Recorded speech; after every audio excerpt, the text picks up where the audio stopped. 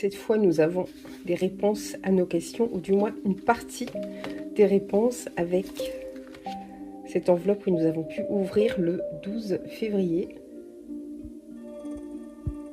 Enveloppe qui contenait des pétales de rose, le marque-page de la prochaine sortie de chez les éditions Château d'Âme, qui est ici, et puis un autre courrier de Lady Raven, qui dit « Chère lectrice, cher lecteur, à vous qui avez joué, qui avez tenu jusqu'ici, bravo. À celles et ceux qui n'ont pas résisté à ouvrir avant l'heure, je vous vois. Si cette lettre est entre vos mains, c'est que vous avez pris part à l'aventure de d'Ambroville et que vous faites à présent partie de cette histoire. Déjà, merci pour ça. Je ne peux pas vous en dire trop car ce serait gâcher la surprise, mais sachez que le roman qui vous attend n'est pas qu'une simple fiction. Il y a des traces qu'on croit effacées et qui reviennent vous hanter, des mensonges, un brin de vérité et bien sûr des énigmes.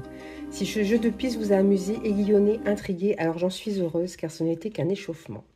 Entre les pages du roman, il est question d'un manoir cerné de secrets et de deux femmes séparées par un siècle, mais liées par une même détermination. Découvrez ce qui se cache dans les ombres de d'Ambroville. On y parle d'amour qui blesse et de résilience, mais aussi d'un célèbre conte dans lequel vous serez amené à replonger, celui de la Belle et la Bête. Si vous aimez ces quelques indices, je vous invite à découvrir la vraie histoire, celle de d'Ambroville. Avec un peu de chance, les ombres vous parleront autant qu'à moi. Lady R. Alors moi, je vais vous renvoyer sur le site des éditions Château d'Âme si vous voulez en savoir davantage sur ce mystérieux manoir de d'Ambroville.